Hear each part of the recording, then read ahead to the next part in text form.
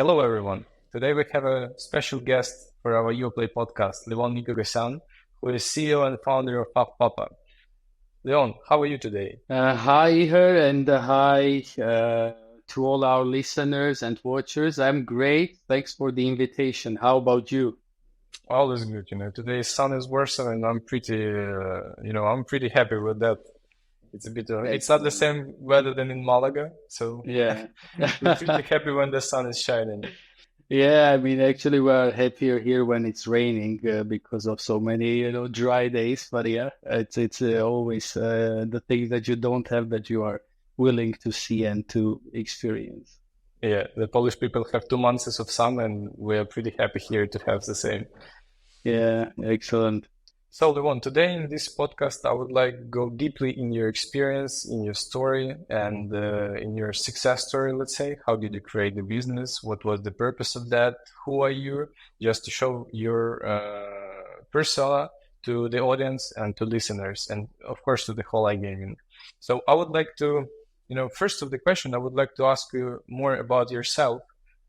What was the pivotal moment when you decide to pursue a career as an entrepreneurship, not a manager, not a hired manager in the company? And, based on your one of the latest LinkedIn posts, you mentioned a lot about successes. You mentioned a lot about fails. So could you please go deeply into such a story? Yeah. Thanks for the question. Actually, I mean, all the success stories, they are built on top of many failures and many trials. And I mean, it's impossible to get to a certain point without making any mistakes or learning from those. And I wouldn't divide like me becoming the CEO and running a pop-up uh, with me being the manager or having a managerial position prior to that, because like my entire life I was always willing to get into some ventures, to do some stuff, to run some business, to get into some affairs with my friends or with like whatever I could do, I would do that. And like in my early ages, we would sell like mobile SIM cards with my friends, door to door, knocking and just offering when it was still like new in our country. Then I had an online store, like an e-commerce website where I would sell and deliver watches, like mechanical, automatic quartz, and different like fakes, replicas, and some original cheap Good one. ones. I Yeah, it used was. to sell, I used to sell cosmetics when I was Yeah. student. A lot of cosmetics. Yeah, I mean, you do whatever makes money and whatever brings you joy, and especially, in that age, I mean, whatever you make, it's just a bonus money, that you don't get from your parents, you don't get from, anywhere else. And yeah, I mean, then you feel yourself more self-confident, and you start thinking in the right way. So what should I do next to make more? Like, what should I do next to monetize my time better? And that's how you progress. That's how you try different things, new things. And I mean, I've gone through different ventures. I've tried many online projects and offline projects as well. In iGaming, from iGaming, online casinos up until like, e-commerce websites and different stuff. And some of the things failed, some of the things brought the outcomes that were not satisfying enough to keep running the business. So you wanted something different, something with a better result, something with a bigger outburst. And that's why you keep, looking for the new things. You keep doing the things until like you reach to the point where you say like, this is my harbor. So this is the place that I arrive. This is the position I want to take over right now, and we'll see like how long I'll be happy, or any person is happy in their position. It can be your entire life, it can be like a couple of years, you never know, or maybe even a couple of months. But I mean, all these paths were trials and errors, and these things help you shape what is the business and make yourself the person that you are, the person like who you are today, how you analyze the things, how you make decisions. starting from, hiring personnel, ending up with P&Ls, like forecasts and the different stuff. So all this important. And I would say that the more experience you have trying all these different things in different verticals, like you said, selling cosmetics and getting into like totally different business right now. I mean, the more broader is your vision, the better you can understand things and the better your imagination can work to, think out some good ideas, some innovative things, some implementations into the iGaming industry that have not been in this industry, before. For sure. So yeah, I mean, and the biggest lesson from all that is when you do a business, it's you are going to run it or someone else going to run it. So I mean, if you are going to run it, you have to be the expert. If someone else is going to run it, then you are just an investor there. I found like two main things which I'm using right now when I did a lot of online commerce shops with my friends, being students. We used to build a thermos shop, cosmetics shop. We did a front-end course after we completed front-end course for 3 months. We just realized that we should be teachers. Right now we can do that, and we did that. To be honest, like three times we did it, and yeah, but. Two main things that I found, it's a team, because if you're alone, it's gonna be hard, it's gonna be really long, but it's team who will help you and who will support you in some period of time. And of course, it's this engine inside you, which you just turned on and you can't stop it. So the next question for me, when and where, maybe, I don't know which the exact timeline we can point, when did you realize this engine turned on in your, and how did you realize that it can help you in the future to boost everything that you're gonna do? I think this engine was, within me since like I was young, because I mean, not the engine, but like more of the ambition to, try to achieve things, try to achieve more, try to, make some money for the better living, and just to secure the next day of yours. And this became the zeal sort of moving thing that always motivated me, to go out and to do extra and to never sit idle, like that's something that I can't really do, even when like it's really hard for me to go on a vacation, because relaxing is something I can't do. Yeah, just to sit like that and just do nothing. And also that's my problem with meditating. Like I can't meditate. Like I've tried many times, that meditation is something that doesn't work with me. I mean, I know it's more like a psychological thing. You have to try, you have to, you have to get the right, maybe, mentors to help you to do that. But if you try to do it alone, you can't sit still, in your position. And I think, yeah, this motto was with me all the time, and that was the moving thing. Even if I'm involved in one thing, I always try to do something on the side, something extra. But now, like with the experience and the more I learn, the more I realize that I shouldn't concentrate on different things too much, or too far things.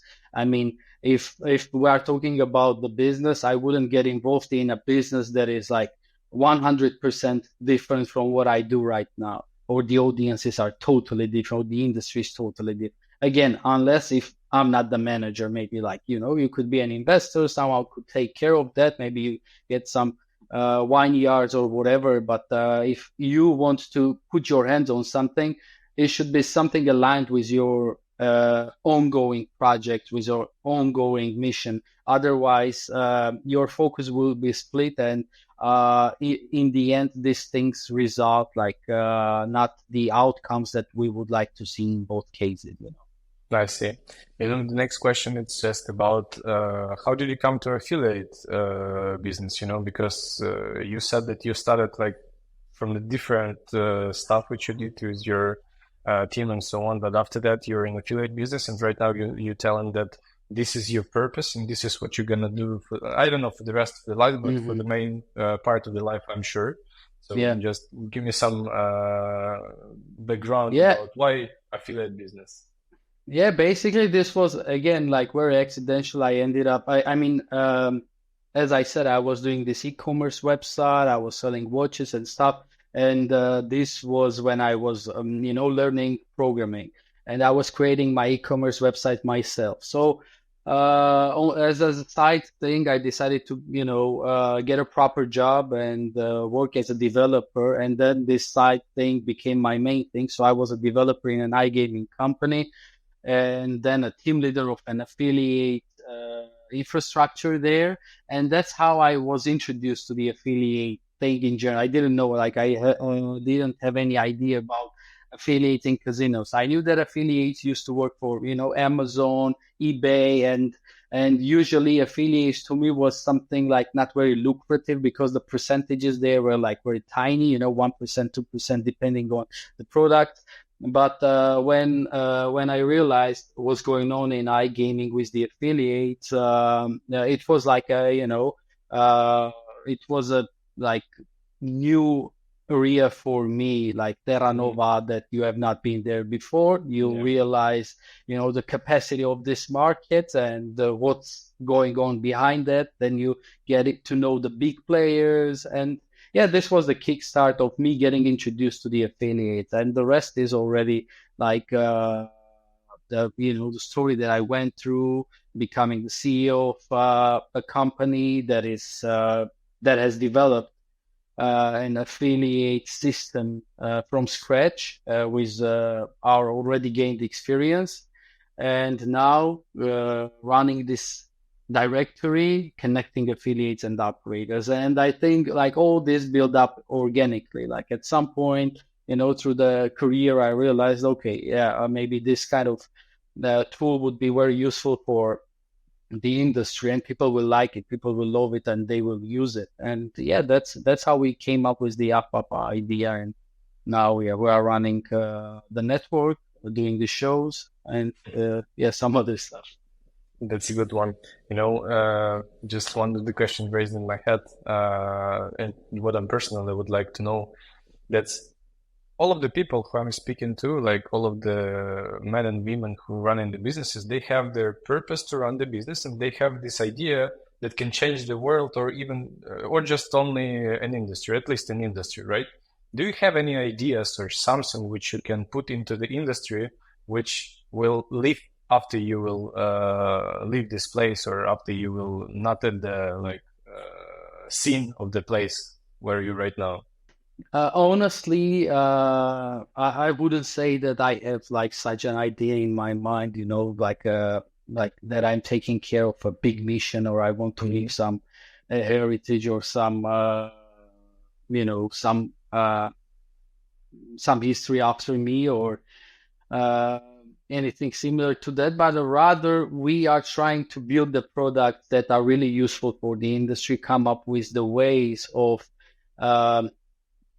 saving money, for both affiliates, operators, and B2Bs, to connect them in an easier way.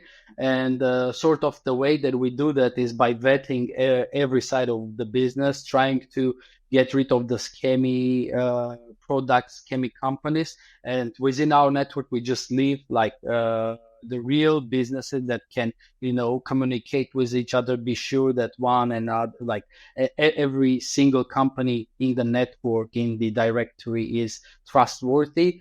And we just want to create this chain, this web of connections where people could freely find whatever they are looking for, without any issue of middlemen, without any issue of paying commissions to companies they otherwise wouldn't pay money to if they had direct contact. And we are building like that's sort of a thing that became the core of our business, and that's what we want to achieve with our conferences, with our network. We try to build this high quality network of specific operations of the iGaming just for the affiliate. So whatever we do it relevant to the affiliates. We involve B2Bs to our network from the affiliate perspective, so that they could, work directly with affiliates, promote their products, their slots, their games, etc. We don't bring B2Bs to our system, to try to like sell payment methods to like affiliates or otherwise any other player there. We just want to make it organic. We just want to organically connect to these different entities of our industry. And I think from the operations on, this became sort of our engine, I our see. goal. I see. And let's touch a bit about a Papa business. That's what are also interesting to know about what are you doing in your company, and the main question, why are you doing these conferences and with a huge of competitors and with the really massive competitors which you have, like, right, SBC, Sigma, G2E, like Next, a lot of them which are making conferences during the year, but you raised up with a new one, and it was pretty successful this year, and congrats with that. So I would like to know what was the idea behind that? Why did you start to do such a conferences? Of course, also you touched a bit about a gaming club. This is also the part of the question. So I would like to know more about your side project, which is a gaming club and conference, if we can call it side projects. Yeah, I mean, starting off from the AFPAPA project, when we started AFPAPA, as I said, the idea was simple, and the problem of starting the AFPAPA and pushing it in the industry was that there was nothing similar to AFPAPA in the industry that you could relate it to. And that was like the hardest point, the selling point of AFPAPA. Every time when you went to someone, you told that we can introduce you to affiliates or we can introduce you to operators. You had to meticulously explain them that we are not a network, because first thing they would relate you to was like an average network. So you have to explain that we don't take any middleman fees, we don't take any commissions, you get direct contact, etc. And this was like the hardest part to explain this to the industry. And when we started pushing it, we realized once people understand the pure concept of AFPA, they are willing to join, because obviously it's very lucrative. And interesting enough, like this year, I read a book. It's called Blue Ocean Strategy, and I somehow related and reflected what they had, like what the purpose of this book was to what we did in AFPAPA. So basically, the Blue Ocean is the areas where you enter, which otherwise you wouldn't get as your audience, but by doing a specific, offering a specific things, like adding up a little bit of tweaks in your offers, would open up a massive audience for your offerings. And this is what happened to us. I mean, we started a thing that we didn't realize we're opening a blue ocean, and that blue ocean was companies that are willing to find affiliates, and they don't have ways to find those affiliates. And also vice versa. Affiliates want to get in touch with directly with operators, and they can't. And yeah, I mean, that's the interesting thing when you are starting a business and you are going into the blue ocean. It's easier because you don't have competitors there, but it's way harder because you have to self-explain a lot of things, which requires a lot of energy. And now more or less the industry knows how it works, but 4 years ago it was really tough to knock the doors and explain. And iGaming Club is very organical continuation of this idea of bringing affiliates and operators together, and also some B2Bs as well. And yeah, I mean, I don't compare us with other event organizers as, being competitors or something, because what we do is quite different from what other event organizers are doing. We are just targeting specific niche. We are organizing an event with speed dating activities to connect these sites together. Most of the other, like ongoing great and wonderful events and conferences, exhibitions, they are super massive, and they include and comprise many verticals of our industry, and not only of our industry. They might bring, crypto industry, and migrate it with the iGaming, blockchains, and this and that. I mean, Kitchen stuff. Levon, I yeah, saw in Digital last year, I saw like up to 10 stands with kitchen stuff, with steak shop, which was making steak during the show. You see this aristocrat, huge booth, and right behind that, you see the man who is making steak. yeah. I mean, I remember I saw also somewhere the HR team of Uber, who were Hmm. or Bolt was it? I don't remember, but for sure I've seen it at one of the expos of the iGaming, and that's why yeah, we are also called conference. They are also called conference, but it's totally different thing. It's like, opening up a restaurant. Like one restaurant is an Italian, the other one is an Asian fusion, and etc. But it just it depends on the taste of your audience, like whether they would like to participate your events or not. And if you have this audience and you feel the demand, then I think it's very logical to go after organizing and conducting conferences and events, and maybe even larger things than that. So that's how we came up basically with the idea, and so far, yeah, it turned out to be quite successful for our participants, our guests, all players, affiliates, and B2Bs. Yeah, I heard a lot of good feedback about this event, to be honest. Like, even one of our managers was there, and she said that it was quite productive for her and for our Very. marketing team as well. Yeah, so it's a good one. The next one, you said that you're not able to take for long to meditate, right? And I would like to know how you balance your work life and how you keep yourself, I mean, rested, how you keep yourself energized, motivated, like what you're doing behind the work just to keep yourself in a Mhm. well-balanced mode. I mean, that's a tough thing, honestly. I mean, I'll be honest that I don't really divide my day between work and non-working hours or something. It's just because like I'm too much involved into this.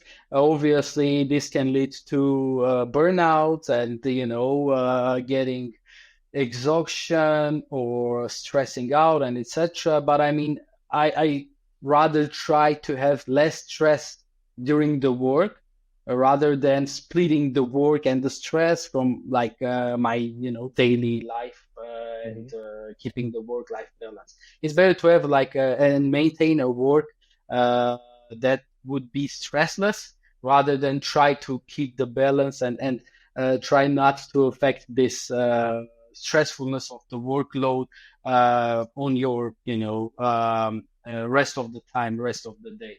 So that's why, like, I don't try to keep any balance there, but I rather try to somehow distract myself from work and do other things, get into some activities, more like exercises, maybe running, playing some volleyball, or obviously reading is my biggest passion. But yeah, I mean, when you work too much, your eyes are getting exhausted, and then reading is becoming also quite hard to do.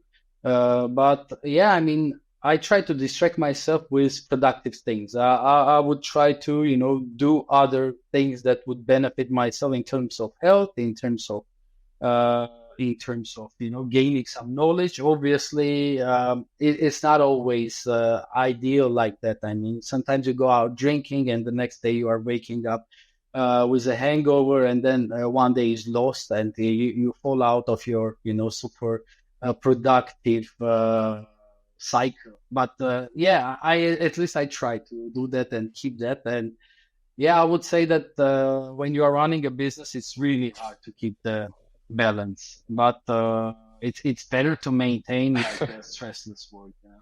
That's right. I saw the interview of Dr. Huberman. I don't know if you're familiar with him. It's a neuropsychologist from Stanford University, if I'm not misunderstood. And he said that a lot of people who run in the business and a lot of people who like managing huge teams, managing huge money projects and so on, after they stop to do something, after they go to vacation, they immediately started to being sick. Like Hmm. they attract illness, they don't know what to do and so on. And right after they come back to the work, they healthy.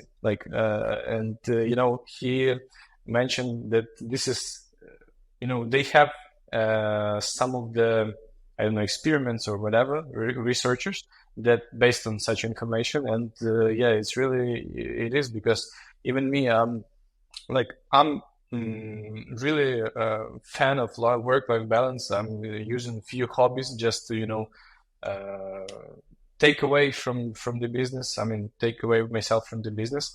But even me, like with such a, I can say good work-life balance, after I go to vacation, first 2 days, I don't know what to do. I really want to grab my phone. I really want to write someone, to call someone, to know what is going on there. And it's these 2 days, it's like I attract some sick, I have a headache, what is Yeah. doing? But after that, like rest of 2 weeks, it's quite a good time, to be honest. Yeah, that's very peculiar of human, and also, I mean, when people are retired, the same thing happens to them. That's Sure. why, I mean, you can see a person of the same age, like person like at 60s or late 70s, they can be more active than someone in their late 40s or 50s who already consider themselves retired.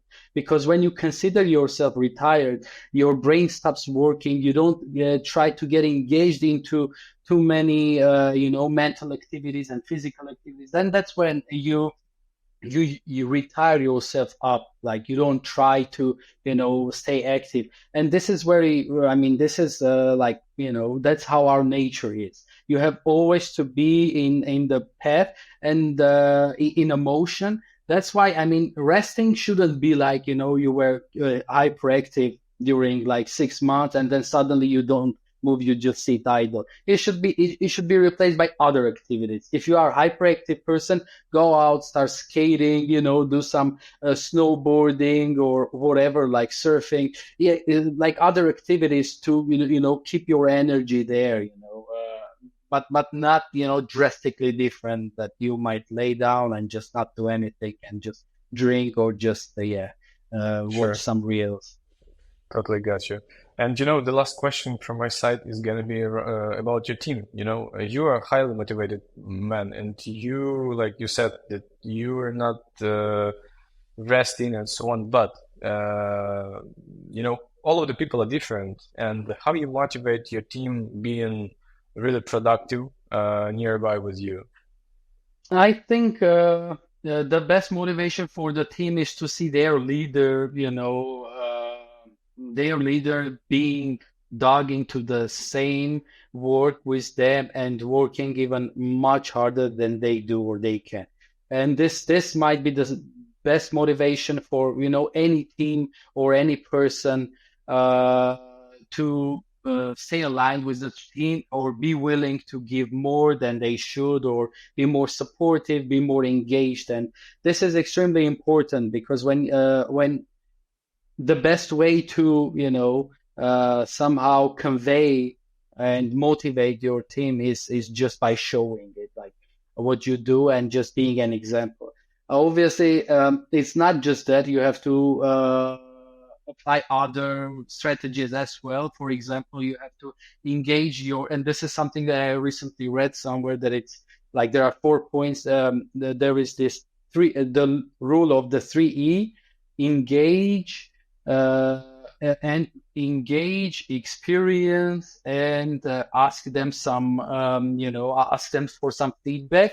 I don't remember what 3 E's were Hmm. standing for, but you can Google it afterwards. It's quite interesting. So you have to engage your team first of all, like on all the new updates that you are doing, and then ask for their opinions if they have some opinions to share with you.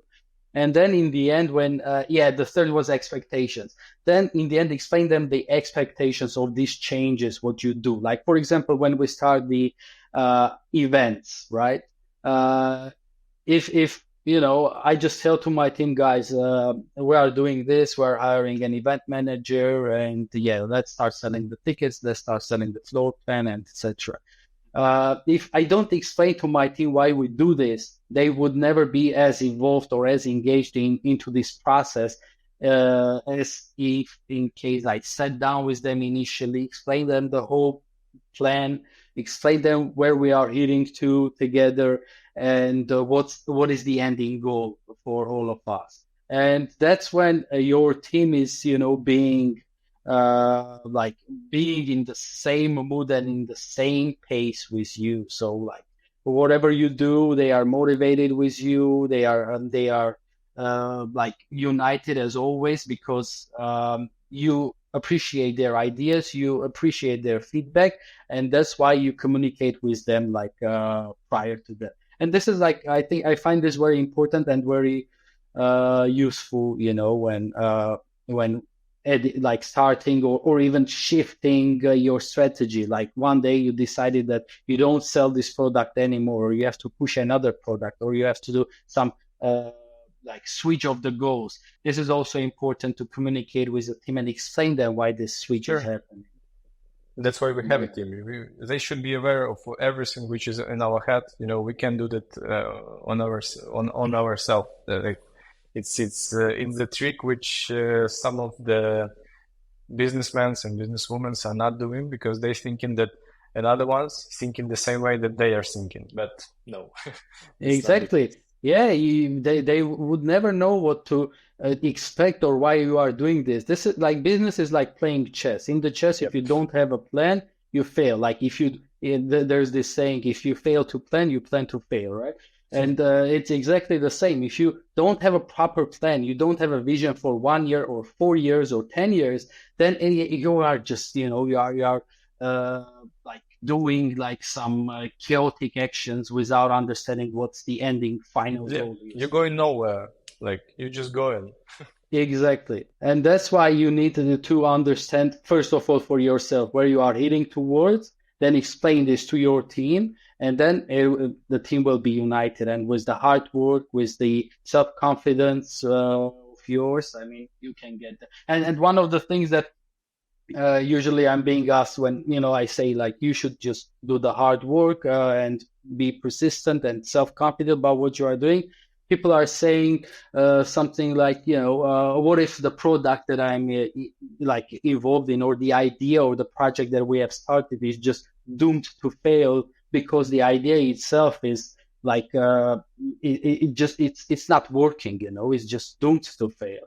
And then like I always tell them that in the world where we have sold the idea of the afterlife to more than half of the population, you can sell anything to them. Like if I mean anything can be sold. It's just a matter of how much you want to do it, how ready you are to do the hard work, how much you are motivated to get to the final goal. So we are thinking after you're in the way. Yeah. Good, Levon. Thank you a lot for your time today. We have a pretty good, I can say, stuff at the end of the podcast. And I would like to hear from you one quote that you can put in at the end of this podcast for our listeners. Like it can be quote from the book, from the YouTube video, whatever you can put here. Yeah, I would say just like for everyone to always remember who are especially getting involved into this entrepreneurial world, outstanding results require audacious actions. So if you want to get really cool results, unprecedented results, you have to do the actions that nobody else did before you. And that's as simple as that. And try to get in any venture that you can. Try to get in any crazy plan that you have in your mind. And if you're feeling that you want to do it, you just go after and you do it. Don't doubt it. Just do it until the end. Do it until you fail, but just make sure that you have tried it at least, because nobody will remember your fails, but uh, you will just live with your successful project. But the failures are the most important things, and some of the things we think those might fail, but they can also bring the best results that we wouldn't even imagine. Thank you, Levon. Thank you for such a quote, and thank you for such interesting conversation, and thank you for being with us on this during this podcast. Thank you as well, Ihor, for inviting me to your podcast. It was my pleasure. Looking forward to talking more. Sure.